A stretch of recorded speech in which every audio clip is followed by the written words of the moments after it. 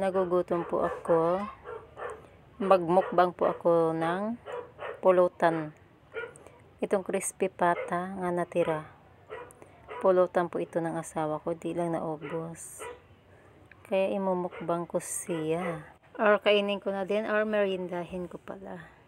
Ayaw kasi ng mga bata nito. Dahil daw mamantika. Pero masarap naman ang pagkaluto. Malinamnam. Dahil tapos na akong kumain, magsisimula na naman ako magluto.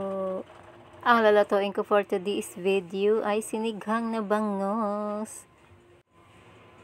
Nga maraming kangkong. Dahil gulay is life. Shortcut na ang natin mga guys kasi mahaba tong video na to. At nagpiprito din ako ng maliliit na isda nga bilong-bilong. Nilagyan ko po ito ng harina. At may natira din pala kaming hipon. Ito palang sausawan mga guys. At kaning lamig. Bagay to sa aking ulam. Nagsisimula na naman ako ditong kumain. Actually mga guys, tanghalian. Tanghalian ko to. Kasi kanina nung kumain ako ng crispy pata ay merienda ko lang po yun. Mga 10 o'clock. Ngayon, 12 o'clock na.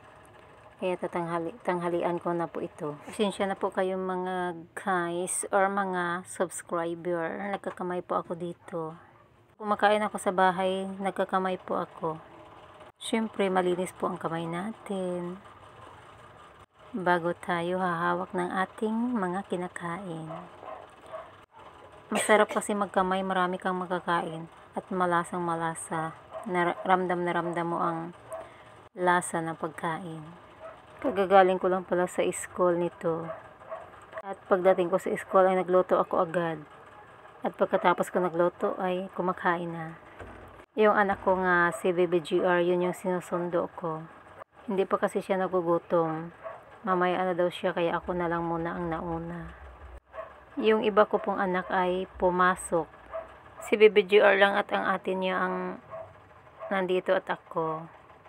Nagbadali na ako dito kasi magsisimula na naman ako maglinis sa aming tahanan at maglalaba. Diyos ko po, marami kong ginagawa ngayong araw na to. Kaya talagang kahit kain ako ng kain, hindi talaga ako tumataba. Dahil po bugbog na bugbog ang katawan ko sa trabaho. Kahit nasa bahay lang po tayo, talagang marami din pong ginagawa. Sabi nila pag nasa bahay lang daw or housewife, wala daw ginagawa. Nagkakamali sila kasi mas maraming ginagawa ang nasa bahay. Hanggang dito na lang po. God bless. Thank you for watching.